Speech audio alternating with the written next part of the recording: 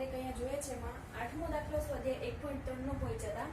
તો અહીંયા 8મા દાખલામાં આપણને એક કંપની છે જે સિમેન્ટ બનાવે છે અને બે અલગ પ્રકારની સિમેન્ટ બનાવે છે, પહેલી સફેદ સિમેન્ટ અને બીજી રાખોડી સિમેન્ટ। તો એ બે પ્રકારની સિમેન્ટ બનાવે છે અને એની ગુણ વેચે છે, તો એને કેટલા રૂપિયા નફો થાય છે એક ગુણ દીઠ અને કેટલા રૂપિયા ખોટ જાય છે એની વાત કરે છે। તો પહેલા અહીંયા જોઈએ કે એક સિમેન્ટ કંપનીને સફેદ સિમેન્ટની એક ગુણ વેચતા કેટલા રૂપિયા નફો મળે, તો કે 8 રૂપિયા નફો મળે છે। અને બીજી રાખોડી જે સિમેન્ટ છે એની એક ગુણ વેચતા એને કેટલા રૂપિયાની ખોટ જાય છે, 5 રૂપિયાની શું જાય છે, ખોટ।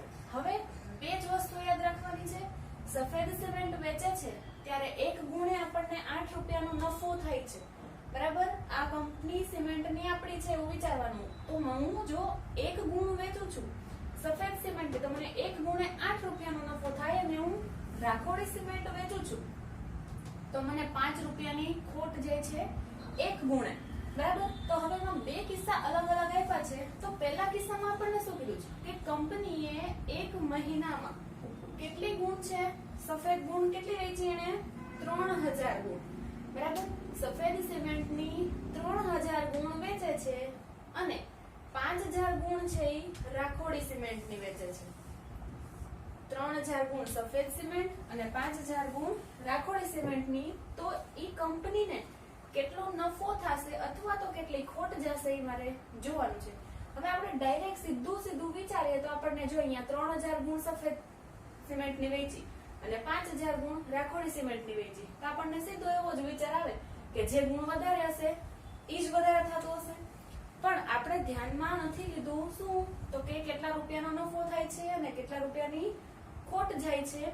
તો હવે એના માટે આપણે શું વિચારશું, ખોટ થશે કે નફો થાય, એના માટે આપણે થોડુંક વિચારીએ। જો સફેદ સિમેન્ટ છે એમાં 8 રૂપિયાનો નફો થાય છે અને રાખોડી સિમેન્ટમાં 5 રૂપિયાની ખોટ જાય છે, પણ આ કિંમત શેની આપી છે, તો કે એક ગુણે આટલો નફો અને આટલો ખોટ જાય છે।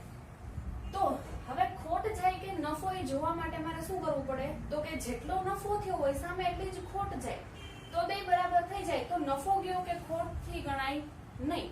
પણ જ્યારે મને જેમાં નફો મળે છે ઈ ગુણ વધારે વેચાય છે અને ખોટ જાય છે ઈ ગુણ ઓછી વેચાય, બરાબર। તો એને મારે પેલા રકમ ગણવી પડે કે કેટલી ગુણ વેચાણી તો મને કેટલા રૂપિયાનો નફો થયો અને જે રાખોડી સિમેન્ટ છે એની કેટલી ગુણ વેચાણી તો મને કેટલા રૂપિયાની ખોટ ગઈ છે। હવે જો નફો વધારે હોય, બરાબર, સફેદ ગુણ વેચાણી જેટલી પણ વેચાણી એને એક ગુણના કેટલા નફો થાય છે એની સાથે ગુણી નાખીએ તો મને શું મળશે, તો કે સફેદ સિમેન્ટ વેચતા મને કેટલા રૂપિયા મળ્યા, બરાબર, કેટલા રૂપિયાનો નફો થયો એ મને મળશે। અને જ્યારે જે રાખોડી સિમેન્ટની કેટલી ગુણ વેચાણી એની સાથે હું કેટલા રૂપિયાની ખોટ ગઈ, 5 રૂપિયાની ખોટ જાય છે એક ગુણે, એવી કેટલી 5000 ગુણ વેચી છે તો 5000 ગુણ્યા 5 કરું તો ઈ મને કુલ મળશે, એ શું થશે, તો કે એની આટલી ખોટ ગઈ એવું ગણાશે। હવે એના પછી શું કરવું એ આપણે પછી જોશું, અત્યારે જે વાત કરી એને જોઈ લઈએ। તો આપણે સૌથી પહેલા શું કરવાનું છે, તો કે કઈ સિમેન્ટની ગુણ એક વેચીએ તો મને કેટલા રૂપિયા નફો અને કઈ સિમેન્ટના આધારે મને એક ગુણના કેટલા રૂપિયા ખોટ જાય છે એ લખી લઈએ। અહીં જો પહેલા કઈ સફેદ સિમેન્ટની વાત કરી,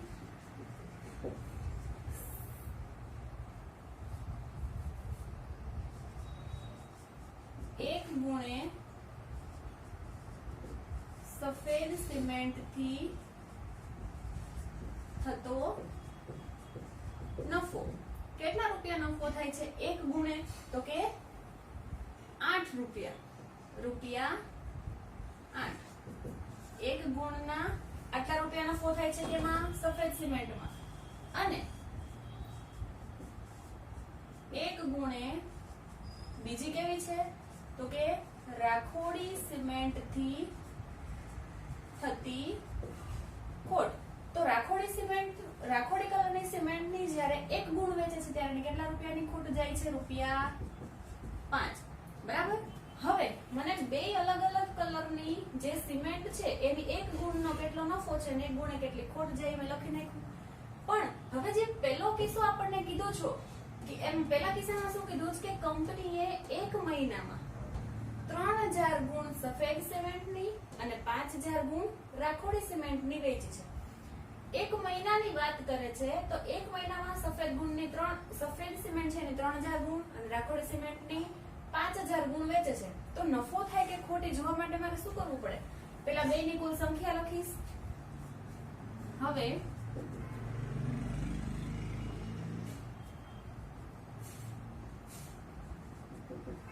કંપનીએ વેચેલી સફેદ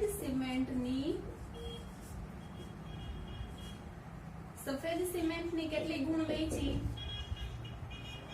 સફેદ સિમેન્ટની છે એ 3000 ગુણ વેચી છે અને કંપનીએ વેચેલી બીજી કેવી સિમેન્ટ છે તો કે રાખોડી. તો રાખોડી સિમેન્ટની ગુણ, રાખોડી સિમેન્ટની કેટલી ગુણ વેચી છે એને? 5000. તો હવે હું શું કરીશ તો કે એક સિમેન્ટ દીઠ મને કેટલો નફો અને કેટલી ખોટ જાય છે એ મળી ગયું. કુલ કેટલી ગુણ વેચાય છે બે અલગ અલગ સિમેન્ટની એ મળી ગયું. તો હવે મારે ખોટ છે કે નફો એ જોવા માટે હું શું કરીશ તો કે સફેદ સિમેન્ટની જેટલી પણ ગુણ વેચાડી છે એને સફેદ સિમેન્ટની ગુણથી મળતો નફો, આ નફો શું છે તો કે એક ગુણ દીઠનો નફો છે એને હું આની અંદર ગુણી નાખીશ જેટલી સફેદ સિમેન્ટની ગુણ વેચી છે ને. તેથી સફેદ સિમેન્ટથી થતો નફો બરાબર શું થશે? 3000 ગુણ્યા કેટલા રૂપિયાનો નફો થાય છે? 1 ગુણ્યા 8. એવી 3000 ગુણ છે તો મને કુલ નફો કેટલા રૂપિયા મળશે તો કે આ બેનો ગુણાકાર 3000 ગુણ્યા 8 ડાયરેક્ટ ગુણાકાર કરીએ છીએ તો એમાં 0 ને ધ્યાનમાં લેતા નથી. 8 3 24 અને આ પાછળ 3 0 એટલે મને સફેદ ગુણે કેટલો નફો થયો તો કે 24000. હવે ઈ જ રીતે મારે રાખોડી સિમેન્ટનું જોવું છે અને રાખોડી સિમેન્ટથી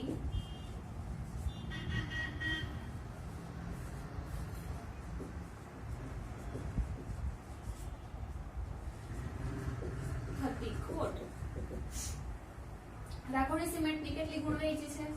5000 ગુણ્યા એક સિમેન્ટની ગુણથી કેટલા રૂપિયા ખોટ જતી હતી? 5 રૂપિયા. તો એવી 5000 ગુણ વેચે છે તો 5000 ગુણના 5 રૂપિયા ખોટ જાય તો કુલ કેટલા રૂપિયાની ખોટ જશે અહીંયા મળશે? પાછળના 3 0 ગણવાના નથી, ડાયરેક્ટ ગુણાકાર. કેટલા થશે? 25000. તો મને ખોટ કેટલા રૂપિયાની જાય છે તો કે 25000 ની. શેમાં? રાખોડી કલમની સિમેન્ટની જે ગુણ છે એની મને 25000 રૂપિયાની ખોટ જાય છે અને સફેદ સિમેન્ટની જે ગુણ વેચું છું એનાથી મને 24000 રૂપિયાનો નફો થાય છે. હવે મને પૂછ્યું છે શું તો કે કંપનીને કેટલો નફો કે કેટલી ખોટ ગઈ. હવે કેટલો નફો અને કેટલી ખોટ ગઈ ખબર પડી ગઈ. તો ફાયદામાં કોણ છે? સફેદ સિમેન્ટ વેચીએ તો ફાયદો મળે કે રાખોડી સિમેન્ટ વેચી તો ફાયદો મળ્યો? જો આખા મહિનામાં જેટલી પણ ગુણ વેચી છે એ બધાયનો હું ટોટલ મારું છું તો મને આટલા રૂપિયાનો નફો થયો, આટલા રૂપિયાની ખોટ ગઈ. તો હવે કંપનીને ખોટ ગઈ કે નફો થયો એ મારે જોવું છે તો મને કઈ રીતે ખબર પડશે?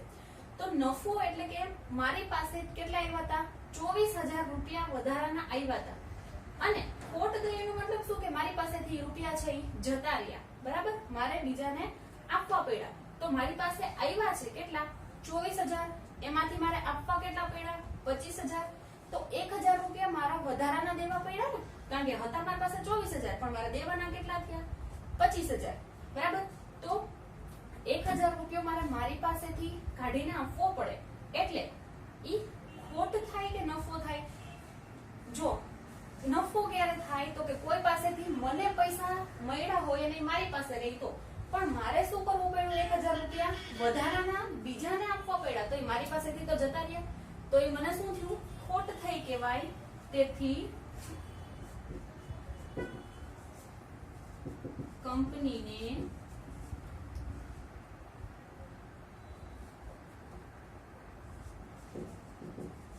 સફેદ સિમેન્ટ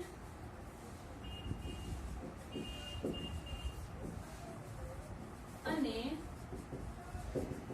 રાખોડી સિમેન્ટના વેચાણથી શું થાય છે?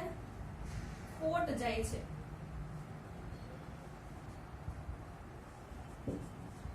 ખોટ જાય છે કારણ કે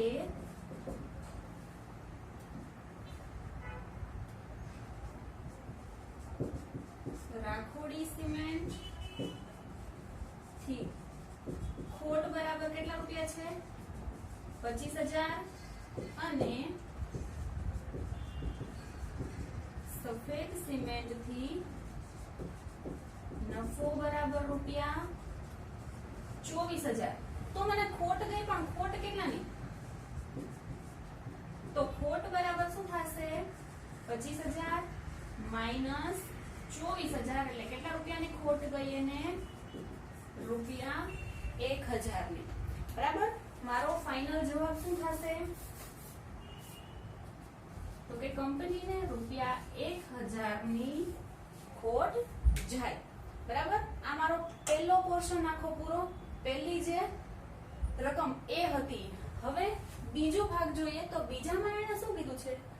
જો ઉપર જે કોમન આપ્યું છે કે સફેદ સિમેન્ટની 1 ગુણે 8 રૂપિયાનો નફો થાય અને રાખોડી કલરની જે સિમેન્ટ છે એની 1 ગુણે 5 રૂપિયાની ખોટ જાય. એ વસ્તુ તો એમને જ રહેશે પણ એને કિસ્સો બીજો આપ્યો. આપણે કિસ્સા પહેલામાં આપણે શું જોયું? તો કે 3,000 ગુણ છે એ સફેદ સિમેન્ટની વેચી ને 5,000 ગુણ છે એ રાખોડી સિમેન્ટની. હવે બીજામાં મને એવું કહે છે કે જો રાખોડી સિમેન્ટની 6,400 ગુણ વેચાય હોય. એક જ વસ્તુ આપણને આપી છે. સફેદ ગુણની વાત કરી, સફેદ સિમેન્ટની વાત કરી નથી. કઈ સિમેન્ટની વાત કરે છે? તો કે રાખોડી સિમેન્ટ. તો રાખોડી સિમેન્ટની કેટલી ગુણ વેચે છે? 6,400. બરાબર. આટલી ગુણ વેચે છે. તો હવે એને ક્વેશ્ચન ઉલટાવીને પૂછ્યો છે. ખાસ ધ્યાન રાખો. તો સફેદ સિમેન્ટની કેટલી ગુણ વેચાય તો નફો પણ ન થાય અને ખોટ પણ ન જાય. તો નફો પણ ન જાય અને ખોટ પણ ન થાય તો એવી કઈ રકમ કે જેના આધારે હું સફેદ સિમેન્ટની કેટલી ગુણ વેચી લખી શકું? તો જો એક ક્લુ આપ્યો તમને કે રાખોડી સિમેન્ટની એને કેટલી ગુણ વેચી છે? 6,400. તો મને એ ખબર છે કે રાખોડી સિમેન્ટની જ્યારે હું 1 ગુણ વેચું છું તો મને 5 રૂપિયાની ખોટ જાય છે. તો એવી એને કેટલી ગુણ વેચી? 6,400. તો કુલ ખોટ કેટલી ગઈ મને મળી જશે? કારણ કે રાખોડી સિમેન્ટથી મને શું મળે છે? ખોટ જાય છે. અહીં શું આપેલું છે? રાખોડી સિમેન્ટની વેચેલી ગુણ બરાબર કેટલા છે? 6,400 અને રાખોડી સિમેન્ટની ગુણથી થતી ખોટ બરાબર રૂપિયા 1 ગુણથી કેટલા રૂપિયાની ખોટ જાય છે? 5 રૂપિયા. એક રાખોડી સિમેન્ટની ગુણથી. બરાબર. આપણે આજે લખ્યું કેટલી ગુણની લખી વાત કરી? 1 ગુણની. તો હવે મારે કુલ કેટલા રૂપિયાની ખોટ ગઈ? કારણ કે જે સિમેન્ટ રાખોડી વેચે છે એનાથી તો શું જાય છે? ખોટ જ જાય છે. તો હવે કંપનીને થયેલી કુલ ખોટ બરાબર શું થશે? તો કે જેટલી પણ ગુણ વેચી છે એને ગુણ્યા હું શું કરીશ? રૂપિયા 5. કારણ કે 6400 ગુણ છે એ કુલે કુલ ગુણના એવી 1 ગુણના 5 રૂપિયાની ખોટ હોય તો 6400 ગુણના 6400 ગુણ વેચે ત્યારે એને કેટલા રૂપિયાની ખોટ જાય? બરાબર. એ જોવું છે. ફરી પાછું ડાયરેક્ટ ગુણાકાર કરીએ તો અહીંયા રૂપિયા આવશે કારણ કે ખોટ જોવી છે હંમેશા મને શેમાં મળશે? રૂપિયામાં. હવે ડાયરેક્ટ ગુણાકાર કરો. છેલ્લો બે 0 ધ્યાનમાં લેવાના નથી અને આપણે પાછળ મૂકી દઈએ. હવે 5 4 20, 20 ની 0 વધી 2, 5 6 30, 30 ને 2 32. બરાબર. અહીંયા મારો ગુણાકાર પૂરો. એટલે જ્યારે કંપની 6400 ગુણ રાખોડી સિમેન્ટની વેચે છે તો એને 32000 રૂપિયાની ખોટ જાય છે. હવે એને ક્વેશ્ચન ઉલટાવીને પૂછ્યો છે કે સફેદ સિમેન્ટને હું એવી કેટલી ગુણ વેચું કે જેનાથી નફો પણ ન થાય અને ખોટ પણ ન જાય. તો ખોટે ન જાય અને નફો પણ ન થાય. તો ઓલરેડી મેં જે ગુણની વાત કરી છે એમાં ખોટ તો મને આટલી વહી જ ગઈ છે. તો એને ખોટે નથી જવા દેવી ને નફોય નથી થવા દેવો. તો હું શું કરીશ? તો બેયની કિંમત સરખી રાખવી પડે. એટલે જે રાખોડી ગુણ વેચી છે, રાખોડી કલરની સિમેન્ટની ગુણ વેચી, એનાથી આટલી ખોટ ગઈ તો હું નફો પણ એટલા જ રૂપિયાનો થવો જોઈએ. તો બેયની જે સરખામણી કરીએ તો બે સરખા આવી જાય એટલે ખોટાઈ ન જાય અને નફો પણ ન જાય. બરાબર? જો એક એક્ઝામ્પલ આપું. તમારી પાસે 5 રૂપિયા છે, તમારી ફ્રેન્ડ પાસે પણ 5 રૂપિયા છે. બરાબર?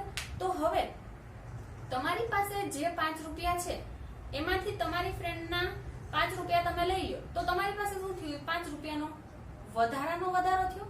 5 તો હતા જ, એમાં શું થયું? 5 નો વધારો. પણ હવે તમારે શું કરવું છે કે 5 રૂપિયા તમારા જે હતા એને એમને રાખવા છે. બરાબર? તો હવે તમે શું કરશો કે તમારી પાસેના જે વધારાના 5 રૂપિયા છે પાછા શું કરશો? તમારી ફ્રેન્ડને આપી દેશો. એટલે ઈ શું થયું? તો કે જે હતું એમાં ને માર્યું, પેલા લીધા પાછા દઈ દીધા. તો આમાંય થોડુંક એ જ પ્રકારે છે. ખોટ ગઈ એના એટલો જ પાછો મારે નફો કરવો પડશે. તો મારે સફેદ ગુણને વેચવી પડશે જેનાથી મને 32000 રૂપિયાનો નફો થઈ જાય. તો મને ખોટાઈ ન જાય અને નફો પણ ન થાય. તો હવે મારે ધ્યાનમાં કોને રાખવાનું છે? 32000. હવે ખોટ પણ ન જાય અને નફો પણ ન થાય તે માટે સફેદ સિમેન્ટની ગુણના વેચાણથી શું થવું જોઈએ? તો કે 32000 રૂપિયાનો નફો થવો જોઈએ. રૂપિયા 32000 નો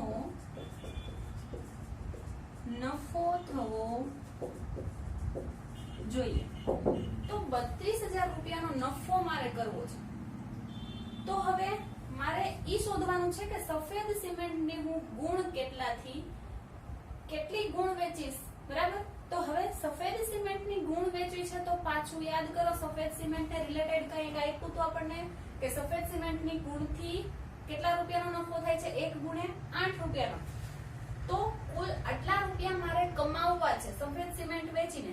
તો જે 32000 આપ્યા છે, બરાબર, એને ભાંગા હું 8 કરી નાખીશ. શું કામ? કારણ કે 1 ગુણે મને 8 રૂપિયાનો નફો થાય છે. મારે જોઈએ છે શું? 32000 રૂપિયાનો નફો. તો એવી કેટલી ગુણ લેવી કે જેનાથી 32000 નો નફો થાય. તો હું 1 ગુણ દીઠનો મળતો નફો છે એને કુલ ખોટ વડે ભાગી નાખીશ.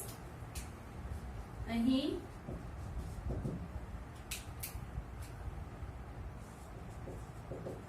સફેદ સિમેન્ટની કુલ ગુણ માટે શું કરીશ? તો કે રૂપિયા 32000 એને ભાગ્યા રૂપિયા 8. શું કામ કર્યું? તો કે 32000 નો મારે કરવો છે નફો અને 1 ગુણનો નફો કેટલો છે? 8 રૂપિયા. તેથી અહીંયા શું આવશે અંદર? 32000 ભાગ્યા 8. હવે 8 4 32 થાય છે. 32 માંથી 32 જાય 0, 3 0 વધ્યા એને અહીંયા લગાવી દઈએ ઉપર. એટલે કેટલા થાય? 4000. તો આ 4000 છે મને શું મળ્યું? તો કે મારે જોતી હતી શું? તો કે સિમેન્ટની ગુણ. કઈ સિમેન્ટની? સફેદ સિમેન્ટની. આ મને મળે છે સફેદ સિમેન્ટની કુલ ગુણ. તો આના ઉપરથી હું શું કહી શકું? તેથી કંપનીને કુલ 4000 સફેદ સિમેન્ટની ગુણ વેચવી જોઈએ કે જેથી કંપનીને નફો પણ ન થાય અને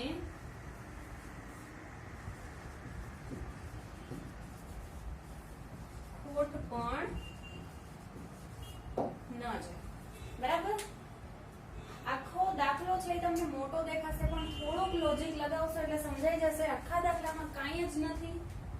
નફા ને ખોટ ઉપરની વાત આપી છે તો કેટલી ગુણ વેચાય ને એક ગુણ દીઠનો નફો ને એક ગુણ દીઠની ખોટ આપણને આપેલી છે તો કુલ નફો ને કુલ ખોટ મળી જશે. એના ઉપરથી કંપનીને નફો થશે કે ખોટ એ આપણને ખબર પડી જાય.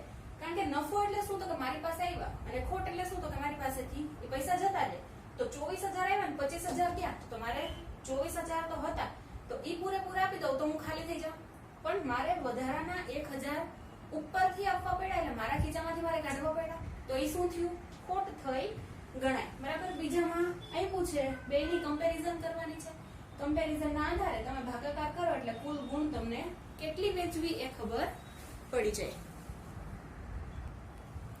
હવે પછી 9મો ક્વેશ્ચન છે તો એમાં આપણને શું કીધું છે કે ખાલી જગ્યાને પૂર્ણાંક સંખ્યા વડે પૂરી અને વિધાન છે એને સાચું બનાવવાનું છે. પૂર્ણાંક સંખ્યા એટલે શું તો કે જેમાં ધન, ઋણ અને 0 બધા જ પ્રકારની સંખ્યાઓનો સમાવેશ થતો હોય. તો હવે આ બધું આપણે નિશાની સહિત ધ્યાનમાં લેવાનું છે. જેના માટે આપણે ગુણાકારમાં નિશાની માટેની વાત કરી હતી કે ગુણાકારમાં જ્યારે ફરી એકવાર રિવાઇઝ કરી લઈએ. જો ગુણાકાર હોય બરાબર, એક ઋણ સંખ્યા હોય, બીજી ઋણ સંખ્યા હોય. પેલા બે ધન ને લઈએ. પેલો પૂર્ણાંક ધન, બીજો પૂર્ણાંક ધન, બંનેનો ગુણાકાર તો જવાબ મને શેમાં મળશે કે ધન પૂર્ણાંકમાં. પછી પેલો પૂર્ણાંક ઋણ, બીજો પૂર્ણાંક પણ ઋણ, બેયનો ગુણાકાર કરીએ છીએ બંને ઋણ પૂર્ણાંકનો તો એનો જવાબ શેમાં મળશે તો કે ધન પૂર્ણાંકમાં. બરાબર? પછી પેલો પૂર્ણાંક ધન છે, બીજો પૂર્ણાંક ઋણ છે અને બંનેનો ગુણાકાર છે તો જવાબ મને શેમાં મળશે? ઋણ પૂર્ણાંકમાં. અને છેલ્લું પેલો પૂર્ણાંક ઋણ હોય, ધન પૂર્ણાંક સાથે એનો ગુણાકાર હોય, જવાબ મને મળશે ઋણ પૂર્ણાંકમાં. બરાબર? આટલી વસ્તુ આપણે આગળ જોઈએ હતા. ખાસ યાદ એટલું રાખવાનું સરવાળા અને ગુણાકાર માટે બંનેના નિયમો નિશાની સેમ છે પણ પ્રક્રિયા એની કામ કરવાની પદ્ધતિ અલગ છે. જો અહીંયા જ્યારે ગુણાકાર હોય બે ધન પૂર્ણાંક હોય તો જવાબ મને ધનમાં મળશે. બરાબર? જ્યારે સરવાળામાં શું હતું કે બે ધન પૂર્ણાંકો હોય તો બંનેનો શું થાય? સરવાળો કરવાનો. અહીંયા ખાલી નિશાની ધન મળે. કરવાનો શું હોય? હંમેશા ગુણાકાર. પછી બે ઋણ પૂર્ણાંકોનો ગુણાકાર હોય તો એ જવાબ મને શેમાં મળશે? ધન પૂર્ણાંકમાં. જ્યારે આગળ સરવાળા માટે યાદ કરો બંને બંને ઋણ પૂર્ણાંકો હોય ને બંનેનો સરવાળો કરવો હોય તો શું થશે? બેયનો સરવાળો. પછી વચ્ચે ગુણાકાર છે, પેલો પૂર્ણાંક ધન, બીજો ઋણ તો બે અલગ અલગ નિશાની વાળા પૂર્ણાંકોનો ગુણાકાર કરીએ તો હંમેશા જવાબ મને મળશે ઋણ પૂર્ણાંકમાં. અને પેલો પૂર્ણાંક ઋણ, બીજો પૂર્ણાંક ધન પણ બંને પૂર્ણાંકોનો ગુણાકાર જવાબ શું મળશે મને? ઋણ પૂર્ણાંક. એ જ રીતે આપણે સરવાળા માટે જોઈએ તો આપણે એવું યાદ રાખ્યું હતું બે સરખી નિશાની વાળી સંખ્યાઓનો સરવાળો કરવો હોય તો એ બંને સંખ્યાનો થાય સરવાળો અને જવાબમાં શું આવશે? મોટા પદની નિશાની. અને જ્યારે બંને નિશાની અલગ હોય અને વચ્ચે પ્લસની નિશાની હોય તો બંને સંખ્યાનો થશે બાદબાકી. જવાબમાં નિશાની મોટા પદની. આમાં જવાબમાં નિશાની મોટા પદની લેવાની નથી. આ બધી નિશાનીની જ વાત કરી છે. જ્યારે અહીંયા ગુણાકારની જગ્યાએ સરવાળો હોય તો અહીંયા પ્લસ આપ્યો હોય તો એ બે સંખ્યાનો સરવાળો થશે, અહીંયા માઈનસ આપ્યો હોય તો એ બે સંખ્યાની બાદબાકી થશે. બરાબર? આપણે અત્યારે વાત કરવાની છે કોની? પૂર્ણાંકોના ગુણાકારની. બધી જ જગ્યાએ તમને ગુણાકાર જોવા મળશે. તો અહીંયા શું છે? -3 ગુણ્યા ખાલી જગ્યા બરાબર 27. હવે ખાલી જગ્યા પૂરવી છે તો અહીંયા -3 સાથે મારે એવી કઈ સંખ્યા ગુણવી પડે કે જેથી મને શું મળશે? 27. બરાબર? તો અહીંયા હું બે પ્રકારે કરી શકું. જો 27 છે બરાબરની જમણી બાજુ જે સંખ્યા છે એને હું અહીંયા 3 વડે ભાગાકાર કરી દઉં, બરાબર? તો 3 9 27. તો અહીંયા 9 જો હું મૂકી દઉં, બરાબર? અહીંયા જવાબ શું મૂકું? 9.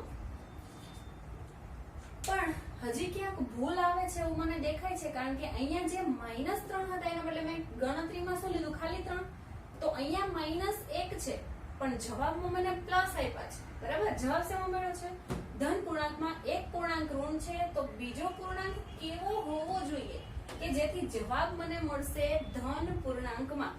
આ બંનેનો ગુણાકાર સંખ્યાનો કરવો પડે, એ તો બરાબર આવ્યો 9 3 27. પણ હવે ખાલી નિશાનીની વાત કરીએ તો અહીંયા જો ધન પૂર્ણાંક મળે અને રકમમાં સંખ્યા એક પૂર્ણાંક છે એ ઋણ આપી હોય તો બીજી કેવી હોવી જોઈએ? માઇનસ પ્લસ માઇનસ આવવું જોઈએ. પણ અહીંયા માઇનસ માઇનસ કરું તો પ્લસ થઈ જાય, એટલે અહીંયા પણ શું આવશે? -9. બરાબર? હવે તમે આ રીતે પણ ધ્યાનમાં લઈ શકો. પછી બીજું જોઈએ, એક જ સેકન્ડ.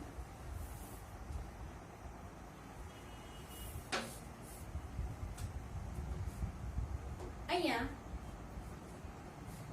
5 ગુણ્યા ખાલી જગ્યા બરાબર -35.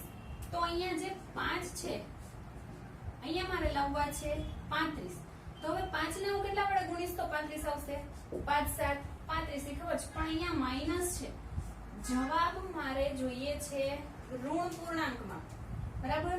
તો ઋણ પૂર્ણાંક લાવવા માટે મારે બંને પૂર્ણાંકો છે એની નિશાની ધ્યાનમાં લઈશ.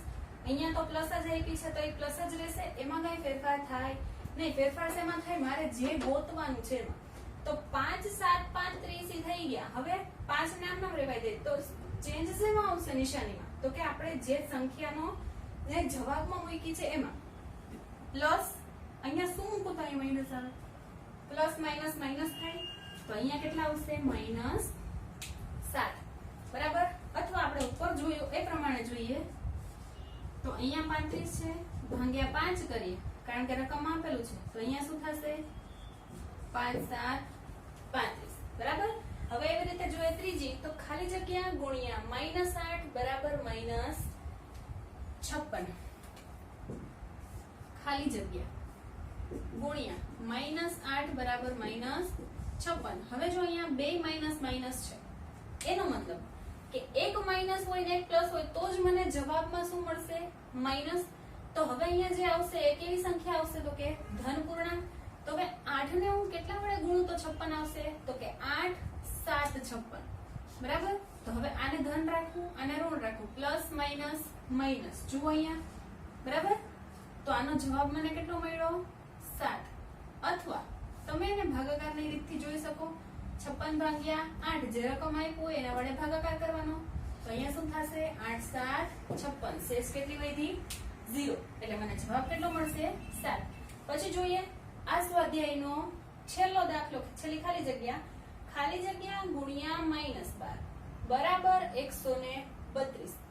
હવે જો કે અહીંયા પહેલા આપણે નિશાની જોઈ લઈએ. અહીંયા માઇનસ છે, અહીંયા પ્લસ છે જવાબમાં. તો જવાબમાં પ્લસ હોય તો જે ખાલી જગ્યા આપી છે એમાં પણ બે સરખી નિશાની આવવી જોઈએ, બરાબર?